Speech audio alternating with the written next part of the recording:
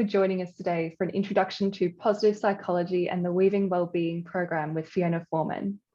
I'm Lauren Mitchell, editor at Hawker Brownlow Education, which is based in Naarm, Melbourne. I'm joining you today from the land of the Wurundjeri people of the Kulin Nation. In the spirit of reconciliation, Hawker Brownlow Education acknowledges the traditional custodians of country throughout Australia and their connections to land, sea and community. We pay our respects to their elders past and present and extend that respect to all Aboriginal and Torres Strait Islander peoples today. For those who aren't familiar with Hawker Brownlow Education, we empower Foundation to 12 teachers and educational professionals with the tools, skills and webinars to help improve classroom performance and raise student achievement. If you need to get in touch with us, you can reach us via email at info@hbe.com.au, and we are in all of the usual places on social media. So join the conversation where we're there. Let's meet up and chat basically, and you'll find other resources and past webinars just like this session on our YouTube channel, which is at Hawker Brownlow Ed on YouTube. So now let me introduce you to Fiona Forman. Fiona Forman is an international author, speaker, facilitator and teacher trainer in the area of wellbeing and positive psychology in education. She holds a Master of Science in Applied Positive Psychology, the science of wellbeing, and has spent over 30 years as a primary school teacher.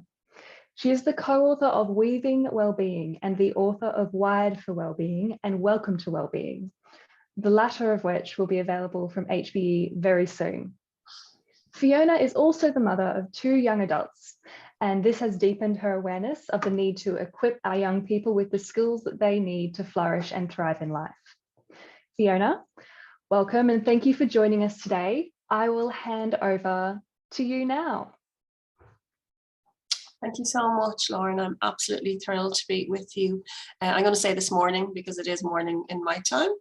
And I'm just so happy to be connecting with you there in Australia. I'm joining you from Dublin, Ireland. So it is absolutely wonderful to be with you this morning. It seems a bit unreal, but I am connecting with you there. I know Hawker Brownlow have taken on the Weaving Wellbeing program. I think it's about 2 years ago now, and I was due to go over and talk about it, but it is lovely now to do the webinar on it. So thank you so much to Lauren and to Hannah there for this opportunity. So there are the books there. So an introduction to positive psychology and the Weaving Wellbeing program. So as I said, welcome and thank you so much for this opportunity. I'm so delighted to have this opportunity. And we know that well-being in schools is now more of a priority than ever. As Lauren gave me that nice introduction there, I mean, I was teaching for over 30 years. I just left teaching just before the pandemic to go full time into my wellbeing work. I always felt that wellbeing in schools should be a priority. And I think because of COVID, it has really shown us how important wellbeing is. And we really need to put it at the heart of our classrooms and schools. And the good news is that positive psychology, which is the science of well-being, can actually show us how to do that and can kind of give us an evidence-based framework.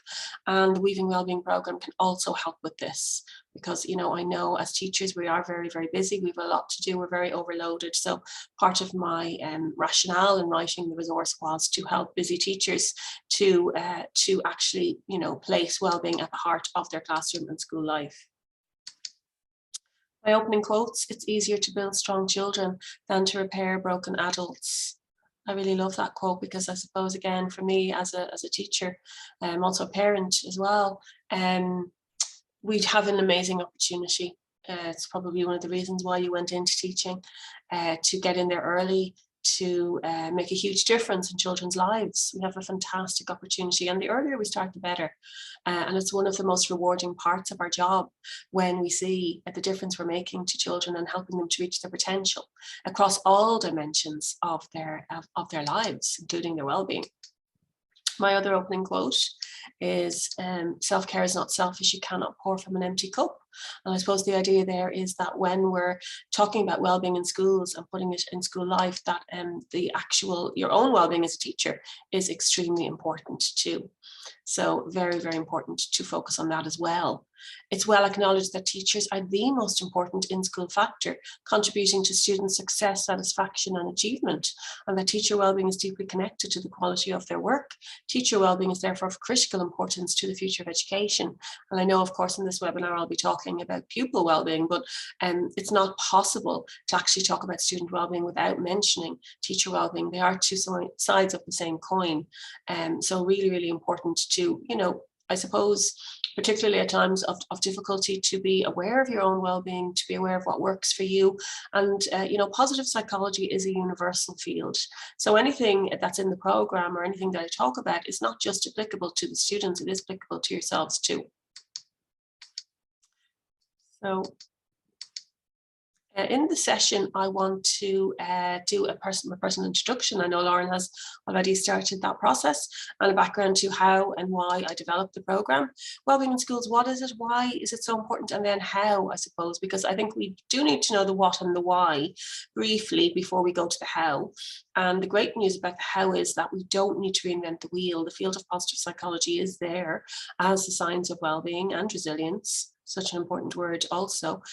So I will be doing an overview of that, because all my programs are based on that. And I will then give an overview of the program and any questions. So in terms of my own introduction, I'm a former primary school teacher. I still think of myself as a teacher, really. I suppose I'm just on a bigger platform now. Now I'm full-time author, trainer and facilitator. That's me in my own classroom. I was working in North County Dublin for many, many years. That's me with my fourth grade students. I was also on special needs for a number of years before I left teaching, working very, very closely, I suppose, with children with emotional difficulties, anxiety and so on. So glad to have this field of positive psychology behind me. And I suppose I was always very, very interested in children's well-being. I knew intuitively that children's well-being was actually the foundation for all other aspects of their development and for them to reach their potential. So I was really, really pleased then to come across the field of positive psychology and see the research showing that what I intuitively thought was actually right. So I think it's always nice when you have the research there to back up your kind of your intuition. So that's what positive psychology showed, that research is correct. So I came across that field about 10 years ago, and I've been hooked ever since. And then I ended up doing a master's in it with the University of East London. And that really led, what I started to do was to incorporate a lot of the ideas that I was learning into my teaching. And it really was transformative. There's no other word to describe it. It really was transformative for me as a teacher, first and foremost, because I started to focus on my own well-being. I started to realize how important it was. That I, as a person, was actually the greatest resource I was ever bringing into my classroom. I hope you realize that too. And then, of course, to introduce it to the children, and they really, really responded so well to it. So that's really, I started to develop lessons for myself. And then it spread through my school, and obviously the child-centered lessons. I got such a positive response from the children, from parents, from other teachers, that it really spread. It really grew very, very organically. I wasn't really planning to write a program. I was planning to bring those lessons into my own classroom. So I think it's nice to know that that's where the program came from. Very organic. And then I started to work with my co-author, Nick Rock, who also has a master's in positive psychology, and was interested in developing the program further. We piloted it then here in Ireland, in many schools across the country. We did need to check, obviously, that it was transferable. It wasn't just me doing it in my classroom, because I'm obviously very passionate about it, but we got really, really positive feedback. One of the most interesting feedback we got was that it's teacher friendly, because I did want to make sure it was teacher friendly, because if it's not teacher friendly, it just, we just don't have time to do it. So there's a PowerPoint for each lesson, and I think that's what makes it very teacher friendly, and obviously very positive impact on children too. And we launched it here in Ireland. It's still quite a young program, in April 2017 in my local education centre. We've got a lot of support here from the Department of Education and from our local education centre, and now it's in around 75% of schools here. I do pinch myself when I say that.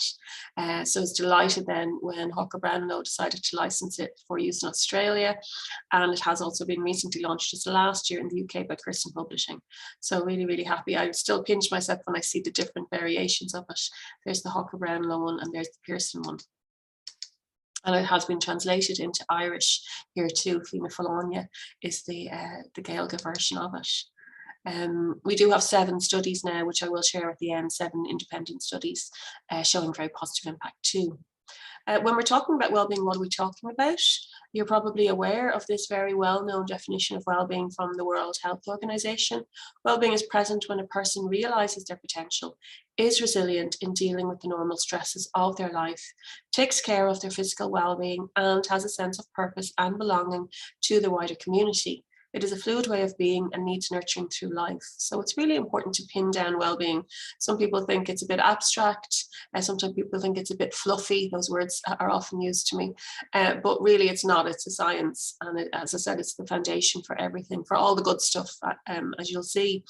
So this is what we're talking about. This is what we want for our students, isn't it? We want them to reach their potential, to develop towards the potential. We want them to be resilient, and we want them to take care. We want them to be active participants, which is very much what the program is about. And I love the idea that it's a fluid way of being, so we can't leave well-being to chance.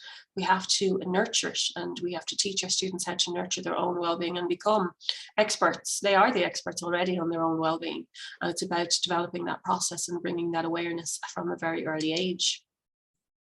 So just as well as, I wanted to be very clear of what well-being meant for myself when I started off in this process. The same is true for the students. And of course, the idea that our well-being is all the different dimensions of it, that we're working to nurture all the dimensions, the physical, the social, the mental, the spiritual, and the emotional. So the program very much starts with that language of well-being, giving children, because again, how can we improve or increase well-being if we don't know what it means? And the same is true for the children. So you'll see the language of well-being all the way through the program, right from the very first level of it. Well-being feels good and strong, means feeling good and strong in our minds and bodies, having energy, getting along with and helping others, knowing our strengths and feeling proud because we're doing our best. It means we can cope with the little problems and disappointments of life. It means enjoying life, being grateful for what we have, and accepting ourselves just as we are. So you'll see that language of well-being is very much based on the World Health Organization definition, but it has been expanded to include other elements of well-being, which are linked to positive psychology, particularly gratitude and self-acceptance. So that is a lot. There's a lot in that. You'll probably agree. And it's not that, at the end of the first program, they'll have a complete understanding of well-being, but that is woven in all the way through. I suppose the title "Weaving Well-being" gives you that clue that it is about weaving the language and the elements of well-being into the daily lives of the children. So that by the end of the five levels, that they will have a very very strong understanding of what well-being means and how they can actually enhance their own well-being. Because what we do is we break well-being up into skills, because positive psychology is a skills-based approach. So there's the very first lesson where we break well-being up. This is me having fun. This is me helping someone. So children start to develop that awareness of, what actually helps me to feel good and strong and good to be me. Why? Well-being in childhood is the strongest childhood predictor of a successful and satisfying life in adulthood, with the child's intellectual development being the weakest predictor. I love that. No matter how many times I read it, I always smile. Because why? Because it's something I did know. I knew intuitively that I saw that. I saw that really when you help children to, when you teach them about their mental health and an understanding of their emotions and how to become resilient and social skills, they're actually the most important things we can ever do as teachers for our students, because they are actually life skills that are predictive of success in life, much more so than academic achievement. Academic achievement, narrow academic achievement in and of itself, is no predictor of success in life. And I know that from teaching for as long as I have, over 30 years, that children with a narrow academic achievement do not necessarily go on to live happy, successful lives unless they have the social skills, the emotional skills, the resilience. So it's good to see that. And I think particularly, if for teachers who are maybe wondering, why we should be pushing well-being at the heart of school life, this is why. It's our most important, it's the most important thing we can do for the children, and we have that opportunity. So I think it's lovely to be aware of that and to see that research is there. There's a lot more research. That's just one piece of research. Other examples are that, you know, it's a win-win situation when children have high levels of well-being, and I'm sure you're aware of that. When children feel good about themselves and feel safe and happy and secure and resilient, they actually are able to achieve higher in their academics. They have better relationships, a higher quality of school life, and more importantly, the prevention of mental health difficulties in later life. When we actually help children to understand and to improve their well-being, more than their physical health at an early age, they develop those skills early, and the earlier we can develop those skills, the more likely they are then to keep them in later life. So again, back to my first quote, it's easier to build strong children. We really have that amazing opportunity. And again, I'm sure you've seen that, because stressed, anxious children cannot learn. And having worked closely with children with anxiety, you know, I will always work on the well-being first and getting them to that sense of calm, confidence. And when we get them to that level, then the sky's the limit to how they can reach their potential. So how do we do that? Research shows that we really do need a two-part approach to enhancing wellbeing in schools. You're probably very aware that the whole school culture is really, really important. You know, that culture of respect and nurture and how people are treated and how they're made to feel, both pupils and staff, is I suppose, the foundation of wellbeing and getting that sense of security. But on top of that, that's not enough. Research shows that we actually do need to teach children the evidence-based skills. So that's where the program comes in. So it's very important to where the program in and of itself works best when we have that kind of really positive culture. So you may already be working in a school with a really, really positive culture, and you're probably creating that culture every day in your classroom. And sometimes we don't realize, you know, all the small things that we're already doing to create that culture. So I think it's really important to, you know, sometimes just be aware and we sometimes underestimate all the wonderful things we're already doing to create that culture. We do, because of that, we have a whole school guide to the Weaving Wellbeing programme, just to make sure that if you are doing it across your whole school, that you're getting the most of it, and that has some ideas in there for how you might promote it across the whole school. That's free on the website. A whole school culture, you know, to sum it up, there's all the words that you might think of if I asked you, what does a whole school culture look or feel like to you? We're talking about trust and care and respect and belonging, but really we're talking about those three messages. You matter here, you belong here, you can succeed here. And, you know, I always say to teachers, think back to your day to day and think of all the small ways that you already sent those messages, because that really is where wellbeing starts. Taking the time, slowing down and sending those messages. And often it's done in between those lessons, or as well as it's woven in between those lessons, and that is the heart of wellbeing.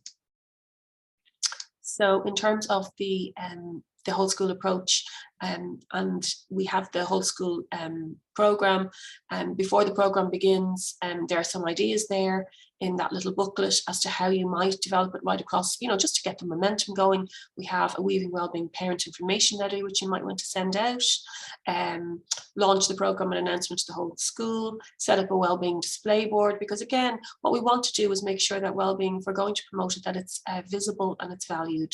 And it does have to be visible really to show that it is being valued. So that is the parent information letter. So you'll see that as part of the whole program. Also, suggestion boxes are a lovely idea as a starting point. If you're going to start enhancing wellbeing, or, you know, promoting it or doing the program, you might say to the children, you know, we're going to be talking about wellbeing. We're going to be doing lessons on wellbeing. What do you think? What would help your wellbeing? What would help you feel good about yourself? And you will be amazed, I'm sure you're aware, when you ask children. And of course, student voice is so important too, that sense of autonomy and that sense of choice and that sense of feeling heard. So small things like this, the wellbeing suggestion box, that's from school using the program. And of course, you're not going to say that you're going to take all the suggestions on board, but that you are going to read them and consider them. And it's just to get that positive momentum going before you start the program. There's so many posters with the program, and one of the first set of posters, and they're in the back of the teacher book, and then they're also available to print off.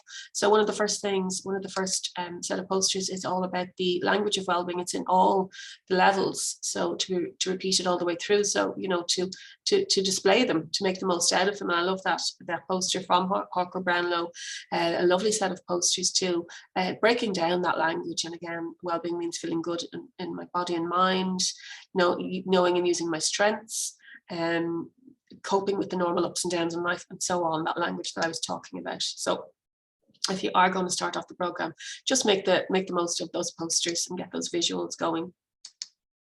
So on top of that whole school culture, we also need to develop the skills.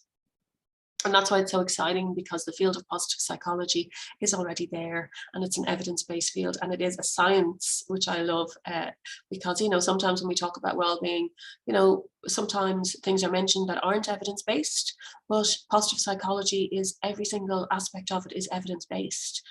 Key aspects of it is that it's just about 20 years old as a field, founded by Professor Martin Seligman of the University of Pennsylvania, and it really very much is about the field of thriving and flourishing. So I think Seligman's insight in 1998, he was a professor of psychology. He had the insight that psychology up to that point was quite deficit-based. I think around 95% of studies at that point were on psychopathology, on addiction and depression and so on, and anxiety, which of course it's really, really important to have a lot of studies on those in those areas. But Seligman said, where are the studies on the field of flourishing? Where are the studies on people with high levels of well-being?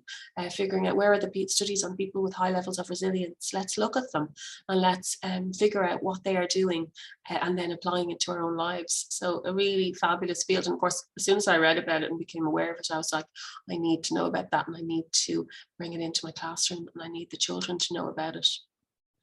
Because of course, prevention rather than cure. When we know these things early, we can actually start using them, and the children can start using them. Building people's strengths. It's a strengths-based approach, as opposed to correcting their weaknesses. So you'll see that there's 24 character strengths in positive psychology. They're all the way through the program, and it's just a fabulous language to start using with the children when they become aware of their strengths, which I'll show you. It really is transformative, because of course I've taught the program for a number of years, so I've taught every level of it, and I know exactly the effect that it has. And particularly when you start to teach children about their strengths, because so many children, you'll probably agree with me, are very, very aware of their deficits from such an early age. So that's why I wanted to start the program with the character strengths at an early age as possible, and give children that language to understand and describe themselves. Of course, you're probably aware that positive psychology, the clue is in the name, enhancing levels of positivity is a big part of it too. Positive emotions are a key element of positive psychology. Having said that, that doesn't mean that we're trying to be positive all the time or forcing ourselves to be positive. It's about being aware of the authentic opportunities for positivity that we have every day, and making the most of them, and also being open to positivity, and also dealing with so-called negative emotions. We know now that, we have the terms negative and positive emotions, but we know all emotions are really important and really valuable. So it's about dealing with all our emotions in a positive and constructive way. And when we're talking about positive psychology here's some of the words, some of the themes. We're talking about resilience. It's the field of thriving, of flourishing, perseverance, creativity, mindfulness, hope. Such a big word at the moment. We certainly are leaning into hope at the moment, aren't we? Balance, growth, active relationships. So again, I did mention that dealing constructively with negative emotions is really important too, and building resilience is a huge part of it too. The field is made up of PPIs, they're positive psychology interventions. And again, I studied these all the way through my master's, and as I studied them, I was so enthusiastic to decide, well, which interventions will I teach the children, which will I use myself, and to give children an opportunity to try them out, because really what they are evidence-based habits that build our well-being and resilience. And I love the way, I have said it a few times, but evidence-based. And again, you're probably aware of many of the interventions, and sometimes just about being more conscious of them. Gratitude, having an attitude of gratitude, having a gratitude practice. It sounds a bit cliched, but why do we have it in the program? Because there's so much evidence showing that having a gratitude practice, or having an attitude of gratitude, just brings huge benefits to our well-being. I suppose what it does, it helps us to focus on what we have rather than what we don't. Mindfulness, I'm a huge fan of mindfulness. I only started it when I started to do my master's, and really made such a huge difference to me that I started to bring it into my teaching, and it made a huge difference to me as a teacher and to my students. So you'll see that through the program too. Physical activity, you're probably very aware of, huge links between the physical, the mental, the emotional. Kindness, cognitive reframing, that idea of, don't believe everything you think, and making sure that you are challenging your automatic negative thoughts. Active listening, using character strengths, which I mentioned, having a positive focus. Flow activity, so flow is that state of awareness or consciousness where you're completely absorbed in an activity. There's a good match between your own skill set and a challenge, and it's really a positive, very positive. It has a very positive impact on your well-being. Growth mindset, I'm sure you've heard of. Self-compassion, expressive writing, savoring. So the field has hundreds of positive psychology intervention. Really exciting. And again, for me, it was very much about looking at these PPIs, adapting them for use with children, making them child-centered, finding out what intervention is best suited to which developmental level for children. So, example, cognitive reframing comes in at around age 10. Growth mindset, I think, around 11. So really, it was very much about linking that to my knowledge of child psychology from being a teacher. So that was really an interesting and exciting part of the development of the program. Positive psychology identifies a 4-step process, which I really like too. When we apply positive psychology to schools, it's called positive education. Learn it is the first step. So I love that. We sometimes, forget how important it is for us just to, so even, listening to this webinar, you're already doing that, you're learning about it, and all the teacher manuals, of course, are brim full of ideas and aspects of positive psychology. Next step is the one we often skip: live it. So again, to make sure, because of course we are the first role models for our students, so when they see us actively using these skills and actively prioritizing our own well-being. As parents too, I'm a parent also, so important to live it in our own lives, and only then really to teach it. It becomes much more authentic, I suppose, when we have that very holistic approach and embed it. Is really where the magic happens. And I'm very lucky, as I said, because of my years of teaching, to have gone through those 4 steps, and to where the magic happens when you see it becoming embedded in your classroom life and your school life over a period of months or a period of years. It really is so worthwhile. And when you hear children talking about it naturally and seeing them generalizing it to their everyday lives, it's just incredible. Seligman came up with permit theory in 2011. What he saw was that people with high levels of well-being, which was the question he asked, have these 5 components that they really lean into every day to help their own well-being. High levels of positive emotion. So when I talked about that positivity, positive psychology is broken down into 10 particular positive emotions. You'll see that through the program. Engagement, and of course what's important there with the positivity is the right ratio, that we have a ratio of at least 3 to 1. You may be aware of that. It's really interesting to know that we need a ratio of 3 to 1 of positive to negative emotions for thriving and for flourishing. So really important for us to know that in our classroom, and again to teach the children that too. Engagement means that kind of vibrancy and enthusiasm for life, which comes from knowledge of our character strengths. So the 24 character strengths of positive psychology come under that E of engagement.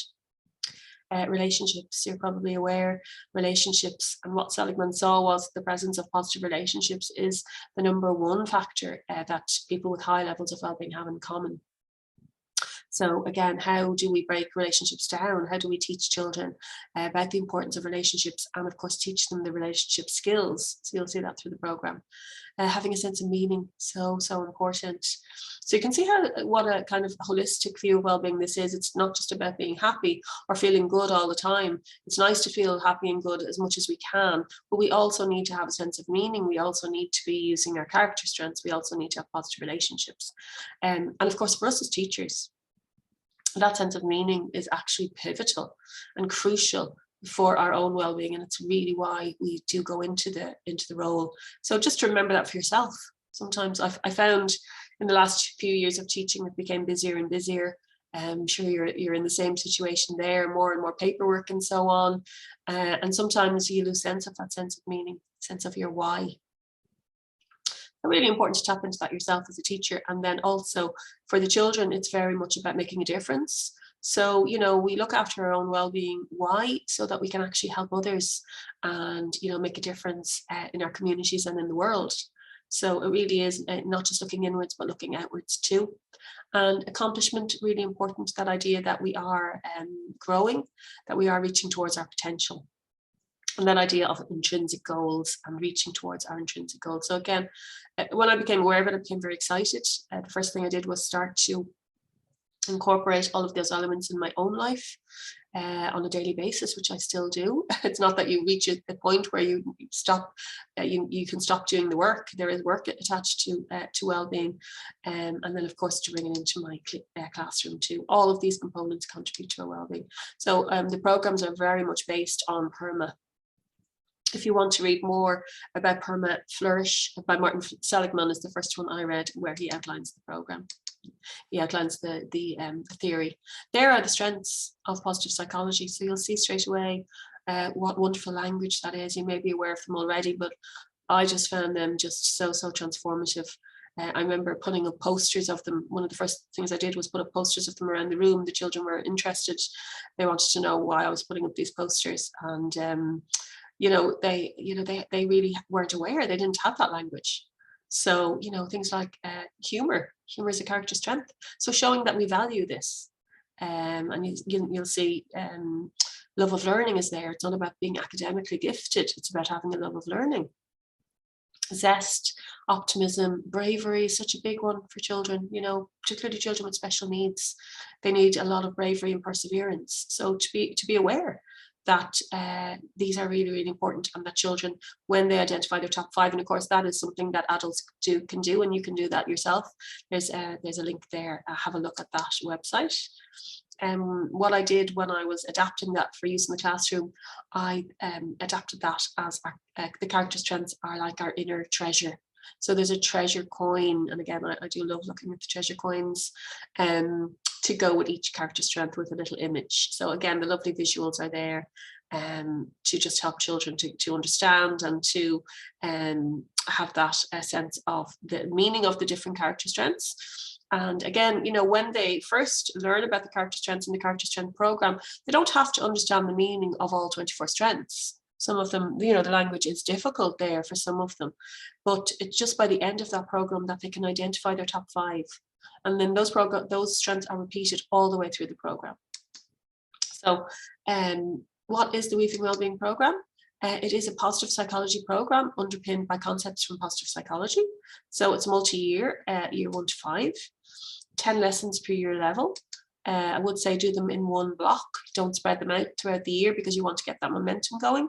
There's a teacher guide with background information, lesson plans, PowerPoints, videos, supplementary material and posters. So we did make it very comprehensive.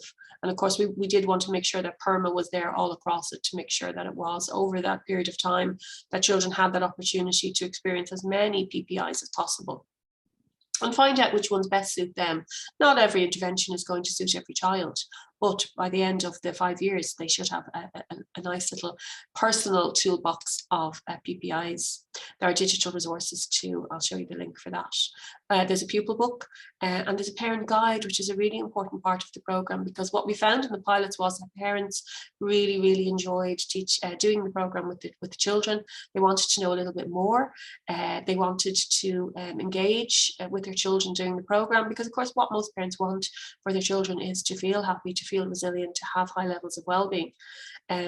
So the parent guide very much taps into that. And of course, when parents work with their children and work with teachers, and we have that kind of team approach, it can make a huge difference. So the parent guide is in the middle, and parents can also sign each homework activity, and not just sign it, but write a little comment, because that's what the pilot showed, that they wanted to write a comment as to how they had found the lesson or what they had done. And sometimes you find that whole families, you know, were doing the lessons at home, which was really, really lovely. So children were bringing it, were learning about it, and then bringing it into their families and into their communities. It is incremental, but also each level is standalone. It's underpinned by the concept that a state of well-being is not simply the absence of the negative, but the presence of the positive. So you may be aware, and I mean, some, you know, I had used programs before that were very much about alleviating negative or dealing with negativity or dealing with difficulties. But Weaving Wellbeing is very much about promoting the positive, and also, you know, dealing with the challenges too. It's designed to give children the opportunity to weave positivity and well-being into their daily lives, and that's where the word, that's where we came up with the title, Weaving Wellbeing. There is the program, you know, there's a mind map of it showing some of the elements of it, just to show you that it's completely underpinned by PERMA. You know, what we did was we made sure that, you know, we took a level of PERMA for each level. So as I said, character strengths, the E of PERMA is there in year 1 and so on. So year 1 is the character strengths, year 2, positive emotions, year 3, tools of resilience, year 4, positive relationships, and year 5, empowering beliefs. Empowering beliefs are our beliefs about ourselves. So it's giving children that opportunity to explore, to develop their awareness. Well, what do you believe about yourself? So it's quite, you know, it's quite meaty there, the year 5 one. And is that helping you? Or do you need to start questioning those beliefs and replacing them with more helpful beliefs? There's the teacher book. A little peek inside it. So it has the contents, it has the lesson plans, the PowerPoints are all available digitally. There's a practical guide there, and the downloadable resources are there at that link, and there are the Australian curriculum links there too.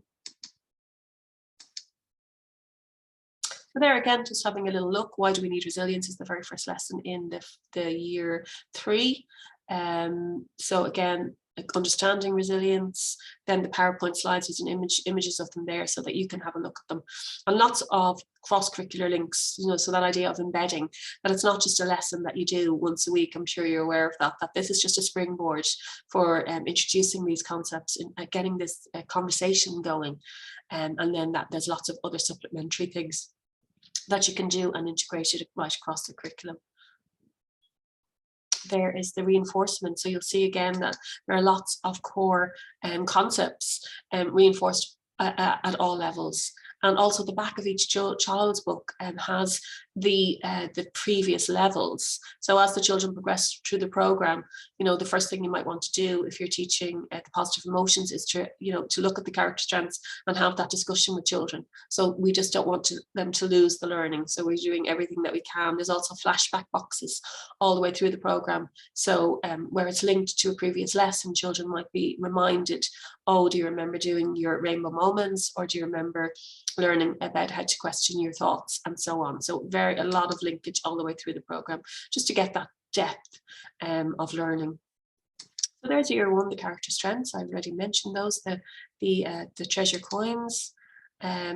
So much research on character strengths that when we're aware of them, I'm sure you're aware, you know, it links to more confidence, enhanced academic achievement, higher levels of well-being in general.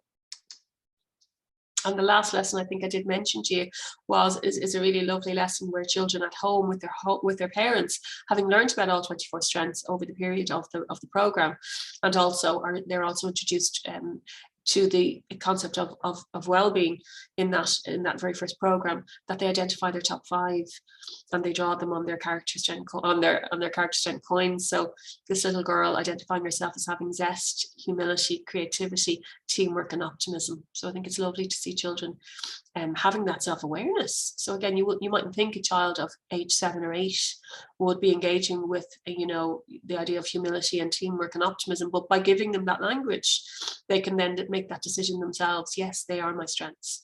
And then of course the idea is there's so much supplementary ideas for the character strengths. You know, character strength spotting was a huge part of my classroom, where children would spot each other showing the strengths and write them on post-it notes.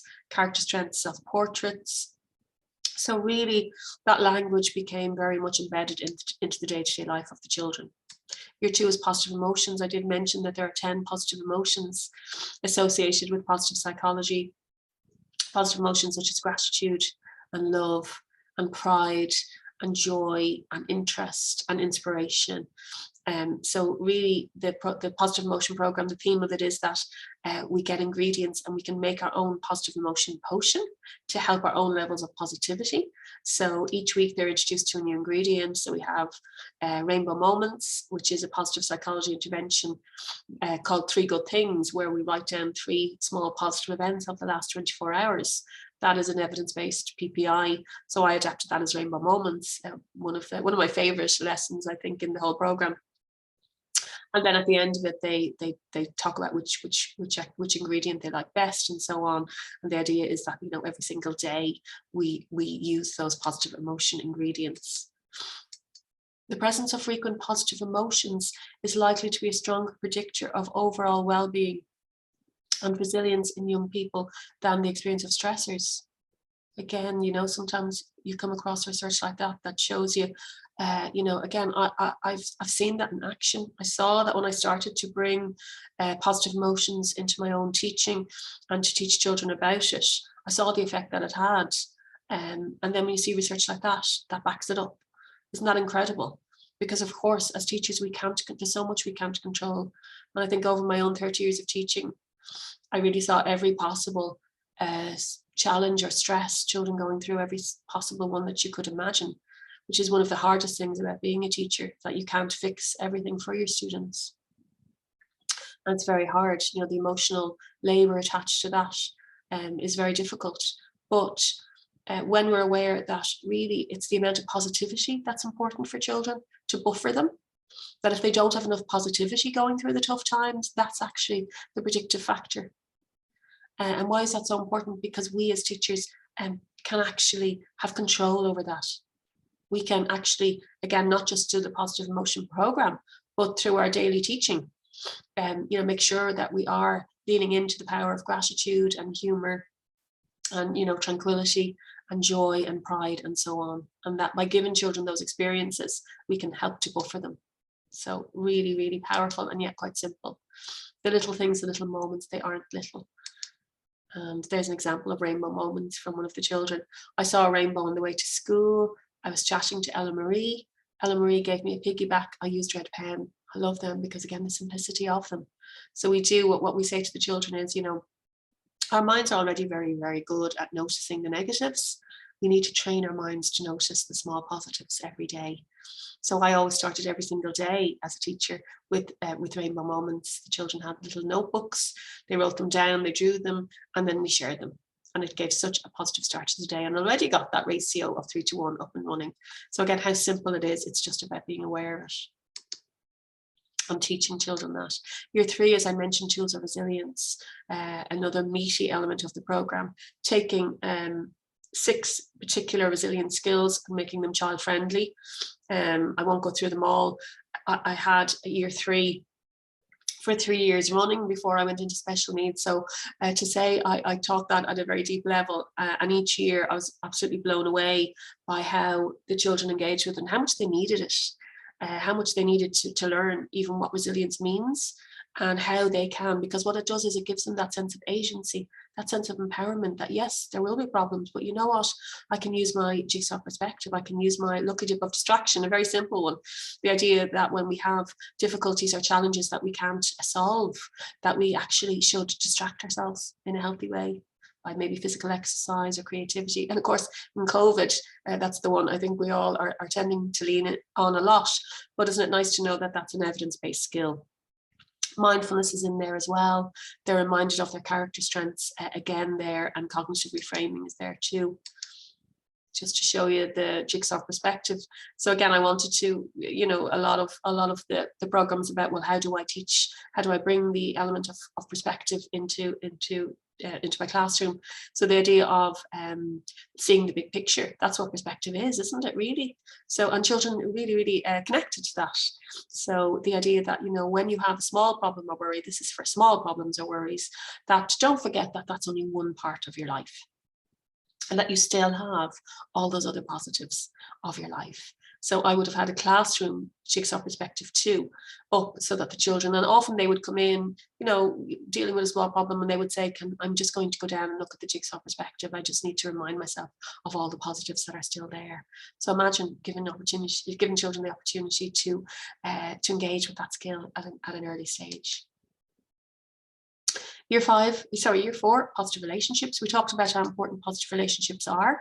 And again, to break it into the skills, to give children those actual skills to develop positive relationships in their own lives, such as respect, empathy, look for win-wins, conflict resolution, and so on. Active listening is in there too, and they spell the word relating. And year 5, empowering beliefs.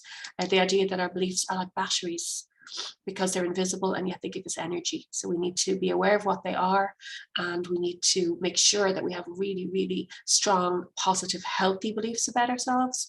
One of the beliefs is I can focus on the positive, or I'm okay as I am, or I can use helpful self-talk. So again, cognitive reframing in there. And then children, the whole idea is that children do the skill for the week. They try it out for the week. Then the next week they come back and they talk about, well, yeah, this is the effect that this had on me. So it's very much about active listening. It's not just, or active learning. It's not just about learning the skill. It's about learning the skill so you can apply it to your own life, and then decide, yeah, that really made a difference to me, or this one was more helpful to me than another one. This is just a little boy that I was working with, an example when we started to look at his beliefs, to give him some positive beliefs. I believe I'm a kind person. I believe that I can help other people. I believe that I don't always have to do what everyone else does. I believe I can make a difference by meditation. I believe that I can be kinder to myself by not doubting myself. And I really love that last one, because he was a child with a lot of anxiety and a lot of self-doubt. So the idea that he was becoming aware that that was something that he was going to work on for himself, again, very empowering to see that in action. Just to show you some of our independent research findings. So we have 7 studies. All the qualitative collected from teachers, parents and children was extremely positive. Increased levels of positivity, sense of fulfillment, self-efficacy, autonomy, and use of resilient skills. So exactly what we're trying to create and develop in the program. We saw it in the qualitative: increased levels of self-belief, motivation, perseverance, and ability to deal with failure. High levels of engagement, enjoyment, and positivity. Increased understanding of the language of well-being, because we know the language of well-being is all the way through the program. Increased comprehension of well-being, increased use of skills and strategies, and deal with challenges. So it's lovely to see that. And in the quantitative, the majority were also very positive, showing decreased levels of anxiety and increased levels of self-efficacy. They very much go together. As we increase children's levels of self-efficacy, we see that their levels of anxiety come down, because they get that sense of control and a sense of what they can do. And if you'd like to look at those, they're on that website. You can look at the 7 studies. You can see what college, what university they were conducted through, and you can also see which level of the program was reviewed. We do need more. We're still quite a young program, but we're building up quite a comprehensive body of very positive research there. So we're really thrilled with that. So just to finish up, my final quote. It's not really a matter of deciding whether to prioritize academic learning or focus on emotional well-being.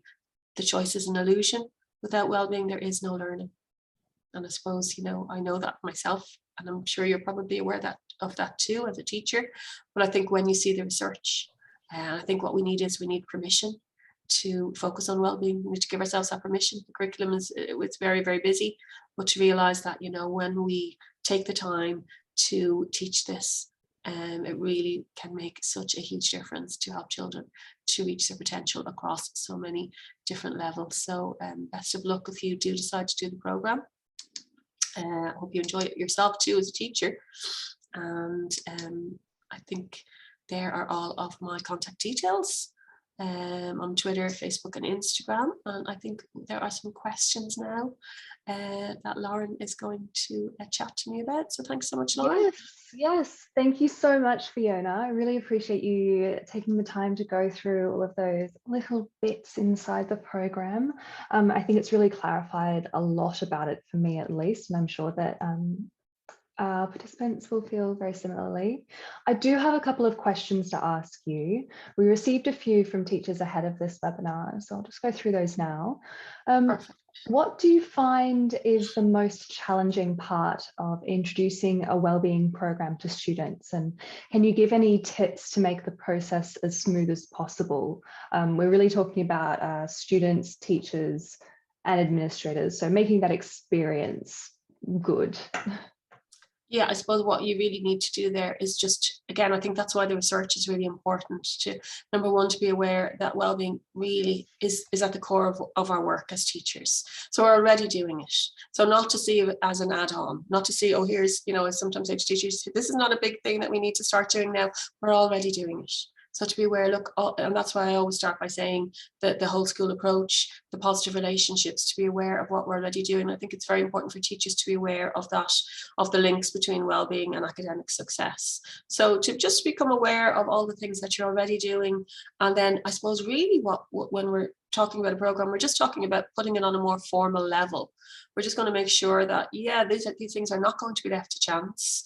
How can we formalize it? You might want to have those conversations with staff, and, you know, the idea that, well, you know, what resources do we want to use? And I'm sure teachers will look through different resources and find out what best suits them. So I think have those conversations, be aware this is something that we're already doing. It's really, really important. We do need to formalize it, and you know, find a program that best suits your school. And once you start teaching it, I think it does become very seamless. Sometimes, like anything that we're not used to or that we haven't formalized, you know, we might think, oh, you know, this is going to be challenging. My experience is it's really not, because it's something that, again, we're already doing. So it's just about, and again, start small. Start very, very small. Don't feel that you have to do everything at once, you know, and just have the conversations. When you start having the conversations with children, children are actually so tuned in already. It's not something alien to them. So when you start having those conversations, you might show the posters, you might put the word well-being up on the board, and you might say, what does this mean to you? And when you start having those conversations, really the sky's the limit to where it goes from. So just start anywhere and see where it goes. It'll be different for everybody. Just get started. Just get started, yeah. Yes. And do you have any recommendations that you could offer for increasing buy-in from fellow teachers? So perhaps if you're in a team with other teachers who may not be as excited or convinced about where we're headed. Yeah, I can understand that completely as a teacher myself, because we are so overloaded, and I can understand that fully. And I think that's why it's so important for teachers to have to know the why. You know, and we need to know that research. And I did put, you know, some research links in there, and for teachers to know that, look, when we spend the time to do this, it's a win-win. You know, when you do it, you'll see the impact on your students. You will see them, you know, you'll see their academic scores probably, you know, being impacted.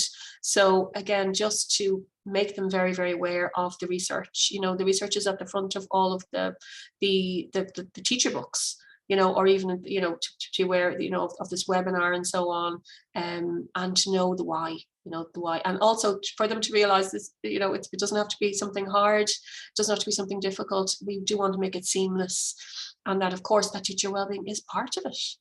It does have to be part of it, because they're two sides of the same coin. So when we say to teachers, you know, this is something we want you to do for yourselves too. And a lot of schools taking on, I do a lot of work with schools here in Ireland who are taking on a whole school approach, which includes teacher wellbeing. And sometimes we start with teacher wellbeing. Before we even look at the programme, we talk about ways that teacher wellbeing can be increased. And that helps the buy-in, and teachers can feel that for themselves. They can feel that effect, and then that kind of ripples out. We want that ripple effect, that when you are living this in your own life and aware of the importance of it, you can't help then but want to spread it into your classroom too. So not to force it, not to see it as that's the opposite to well-being, I suppose, where it, you know, has that kind of negativity attached to it, but to give people time as well. You know, sometimes you find that when people are given a little bit of time and given a chance to look over the materials and ask the right questions, try things out, and people come to it in their own time too. That was actually going to be my next question, was a bit more about what you can really do to support yourself as a teacher, because as you mentioned at the very, very start, teachers are their own greatest classroom resources. So how can you support students with their well-being if you're not able to support yourself? It's very much that oxygen mask metaphor, I suppose. I love that oxygen mask. I'm surprised I didn't have that in there. I usually have that in as one of my favorite quotes. I think, again, knowing, I think that's why I always put in the part there about looking after your own well-being first, that it's not selfish. Because so many teachers feel guilty, they feel like I don't have time. But really, when you do that, and again, give yourself permission, just try things out. I often say to teachers, try out some of those PPIs yourself. And I use the idea of 3 daily non-negotiables. You know, what 3 small things can you do for yourself every day, both inside and outside of school, before you know, first thing in the morning, to decide I'm doing these 3 small things for myself, and see how that goes. Because when you start to look after yourself and to prioritize your well-being in small ways, you'll see the effect it has on you, and then you'll be more committed to it, because you'll see that it actually helps you to be more productive and actually helps you to enjoy your teaching better. So sometimes it's really, you know, you have to actually start trying it out and committing to it. So even if you set yourself for a week, I'm going to, you know, do 3 small things for myself every day, whether it's make sure I have my lunch. One teacher was saying to me, I'm going to make sure I have my lunch this week because sometimes I just don't have time. So that's one of my non-negotiables. Or I'm going to, you know, go to my yoga class, or I'm very lucky I live near the beach here. So, you know, going for a walk near the sea is always one of my non-negotiables. And when I do that over time, I just feel stronger, I feel more able, and then I'm much more reluctant to let those things go. So really, you are the expert on your own well-being. We all are. So find out what works for you, do it, and you'll see the effect, you know, and it's a lifelong process. But honestly, all my years before teaching, before I discovered positive psychology, my years after, they're completely different experiences. I wish I had known this earlier in my own career, because it made such a difference to me. So that's why I'm very, very passionate about spreading it. Very lucky to have this chance now, and in Australia too. It's just, I just do pinch myself. So very, very, very, very lucky. So thank you. Thank you, Fiona. I think that might be the perfect place to leave it. Thank you so much for joining us today, Fiona, and thank you to everybody who's watching just now. I know it's not easy to take time out of your busy day, and we really do appreciate you being here. You can find the full suite of Weaving Wellbeing resources and much more at hbe.com.au. Finally, another thank you, Fiona. Thank you so much for joining us today and sharing your insights with us. We wish you all the very best end to the week. So much. Thanks, Lauren, Hannah, and everybody.